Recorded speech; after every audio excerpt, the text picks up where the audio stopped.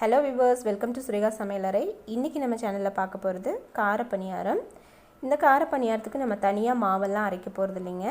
நம்ம வீட்ல எப்போதுமே இருக்கக்கூடிய இட்லி தோசை மாவு இருக்கு இல்லையா, அதை வச்சு எப்படி சட்டுன்னு ரொம்ப டேஸ்டா கார பணியாரம் பண்றதுன்னு பார்க்கலாம்.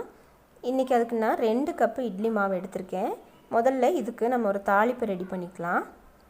நான் அதுக்கு ஒரு கடாயில கொஞ்சமா எண்ணெய் விட்டுர்க்கேன். இன்னைக்கு நான் மாவு ரொம்ப கம்மியா எடுத்துர்க்கனால தாளிப்புக்கு போடுறது எல்லாம் கொஞ்சமா தான் சேர்த்துக்க போறேன். கடுகு நல்லா பொரிஞ்சதும் 1 டீஸ்பூன் கடலை பருப்பு. இந்த கடலை பருப்பு நல்லா கோல்டன் பிரவுன் ஆகட்டும். இதோட நான் ஒரு சின்ன துண்டு இஞ்சி பொடியா நறுக்கி வச்சது சேர்த்துர்க்கேன். கூடவே காரத்துக்கு பச்சை மிளகாய், பொடியா நறுக்கின வெங்காயம், கருவேப்பிலை. இது எல்லாத்தையுமே ரொம்ப நேரம்லாம் வதக்க வேண்டாம். சும்மா 1 நிமிஷத்துக்கு வதக்கினா போதும். இப்போ இதோட நான் கொஞ்சமா பெருங்காயத்தூள் சேர்த்துட்டு ஸ்டவ் ஆஃப் பண்ணிக்க போறேன். சோ அவ்வளவுதான், நம்மளோட தாளிப்பு ரெடி ஆயிருச்சு. இத நான் இந்த இட்லி மாவோட சேர்த்துக்கிறேன். நீங்க ஆல்ரெடி உப்பு போட்டுருந்தீங்கன்னா இப்போ உப்பு சேர்க்க தேவையில்லை மாவுல. இல்லனா இந்த டயத்துல கரெக்ட்டா பார்த்து உப்பு சேர்த்துக்கோங்க.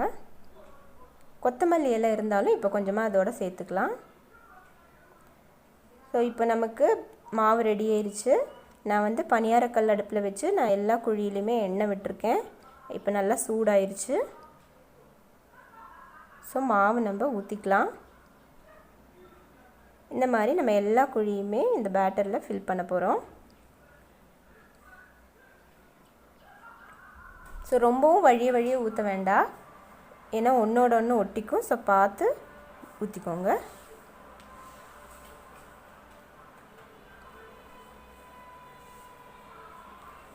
இப்போ இது ஒரு மூடி போட்டு ஒரு 5 நிமிஷத்துக்கு நான் வேக விட போறேன்.